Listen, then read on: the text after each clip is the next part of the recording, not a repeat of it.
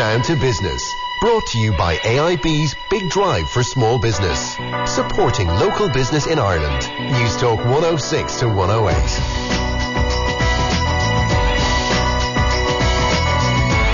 You're most welcome back to the programme. I'm Bobby Kerr. This is Down to Business. Now, we often review business books and life books and lots of types of books here on Down to Business, and I've great pleasure in welcoming Joanne Hession. She's a co-author of Don't Get a Job, Build a Business, into the studio today. Hello, Joanne. How are you? Hi, Bobby. How are you? Maybe just for our listeners, you might tell us what it's about.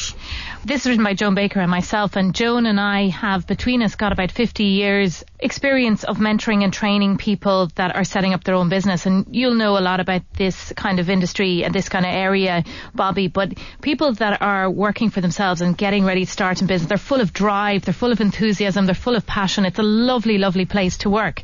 But what you often find is, and what Joan and I had found, is that the drive and enthusiasm is there, but all too often people are ending up with a job rather than a business. So they're ending up in a stage where they think they've set up a business, but actually it's poorly paid, it's long hours, and they can't retire or they can't sell it. Okay, so the clear differentiation that you're making here is, again, somebody who's self-employed and somebody who's actually running a business, and they're very different animals. That's right, they are. Somebody who's self-employed may focus on the technical aspect of what they're doing, may spend worry and agonise over billable hours, physically doing something, think that things like doing a VAT return or worrying where the next sales come from are really not core to what they're actually doing. Am I on the right track here? You are. You absolutely are. People really get stuck. It's a cliche, but they get stuck in the business rather than working on the business. And this book is a practical guide to help people to pull themselves out of working in the business and to show them how to work on the business. And at the early part of the book, you say to maybe somebody who's self-employed, like, if they look at what they're doing and analyse how they could do it better or differently or more efficiently with what they have. In other words, you gave some examples about electricians and plumbers who might remove and dispose old appliances such as fridges or whatever, a gardener who takes away branches and grass and doesn't leave you with bags of it. In other words, you look at the sort of trade or work that you're doing and say, how can I add value to this and improve the customer experience and effectively make more money when I'm there anyway? Yeah, absolutely. It's not about saying my business or I'm self-employed and it's not working, let's just ditch that.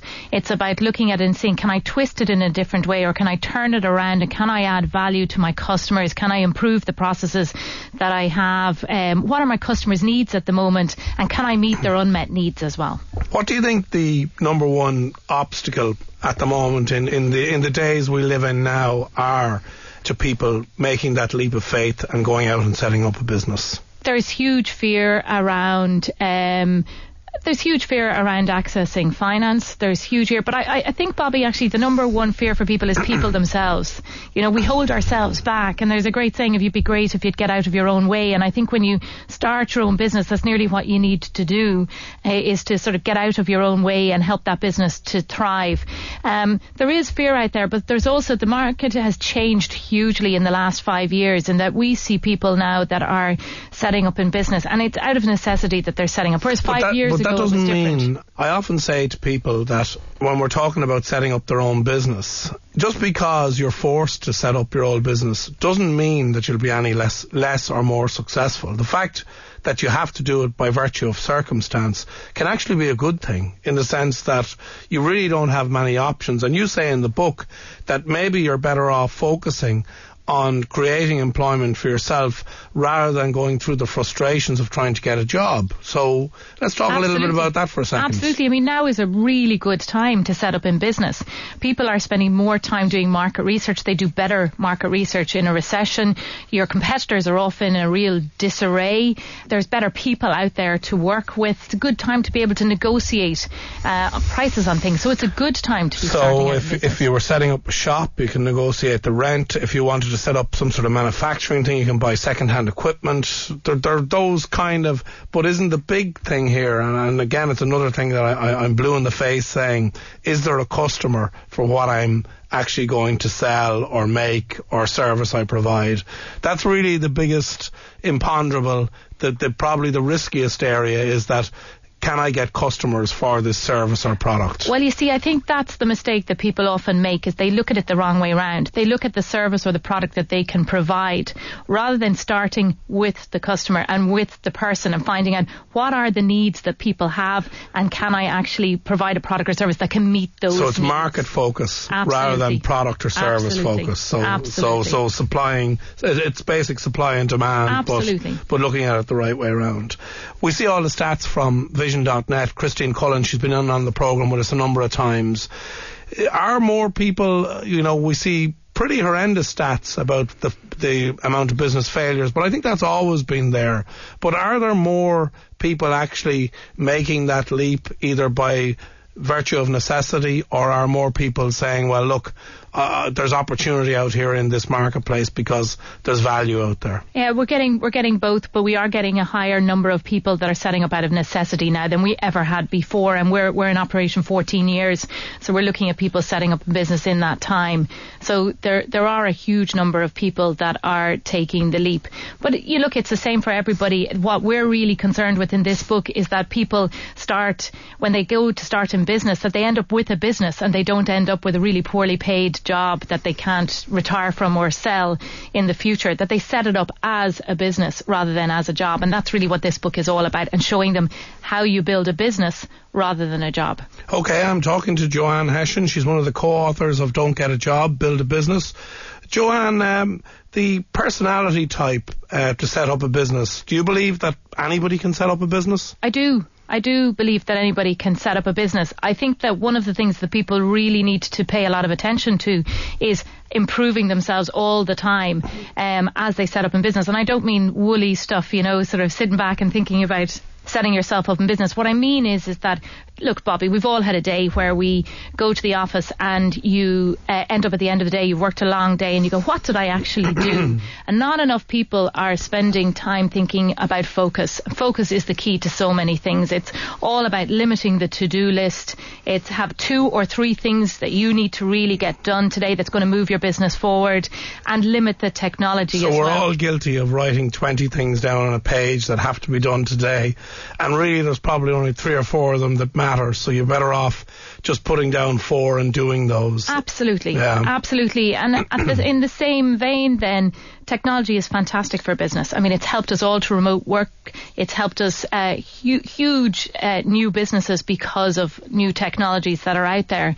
But at the same time, you have to manage your technology extremely well in order to be able to focus. So I'm saying turn off that little reminder on your computer screen that tells you when an email has come in, or your mobile phone. I was at a meeting yesterday with a guy, and 3 times during the meeting his phone said, "You've got mail." And I said, how could anybody go on around for a day with that, just saying that automated voice saying that? He said, no, I like to know when I get a new email. I just said, well, we're all different. Yeah, but I think there's a misperception now that you have to respond to things within 2 or 3 minutes. You absolutely don't, and you don't focus on the right things, and that's why people are falling into the traps. And where are you on the blur that there is now between business life and home life? Yeah, I really think that you have to manage the technology. As I'm saying, I think you have to have a separate life. There's no point if you're playing tennis and you're running across to check your email at the same time. But if you get an email in at 10 o'clock on a Saturday night, and it's one that you can respond to there and then, do you do it, or do you say I'll deal with that on Monday morning? You see, that's exactly it, Bobby. It's the fact that we can do it and it's so easy to do it, but I think you have to push it to the Monday morning to give yourself the headspace. And I'm of the school that if it isn't too invasive, that you just do it and be finished with it and not have to look at it on Monday morning. But it's amazing how often when you leave them, by the time you get to Monday morning, whatever it is has actually sorted itself out itself anyway. I saw another thing in the book, and I don't know what part it was at, but it was about successful people getting up early. Talk to me about that, because I'm an early riser. Research does show, though, that most people who are successful in business are early risers. They get up, they start their day before 6 in the morning. It means that they can tackle some of those big things that need to be done and eat those frogs early in the day. Get those 90-minute intervals to really focus on something and get it done, be it plan a presentation or plan a meeting or even think about the business and moving it forward. It definitely, if you read any of the books, that's what it's And just finally then, Joanne, who should buy this book? This book is for anybody starting out in business who wants to learn what not to do in setting up in business. But also, we all know people we've brothers, sisters, spouses, partners who are working for themselves and who are working long hours and really don't seem to be getting the financial return out of their business that they should be getting. And this is a way of showing them how to move the self-employment into a business. Okay. It's a fantastic read. Don't Get a Job, Build a Business. It's written by Joanne Hession and Joan Baker, and it's available in all good bookstores, and it's probably available online as well, It is, yes. Okay, Joanne Hession, thank you very much for joining us. Thanks, Bobby. Down to Business. Brought to you by AIB's Big Drive for Small Business. Supporting local business in Ireland. Newstalk 106 to 108.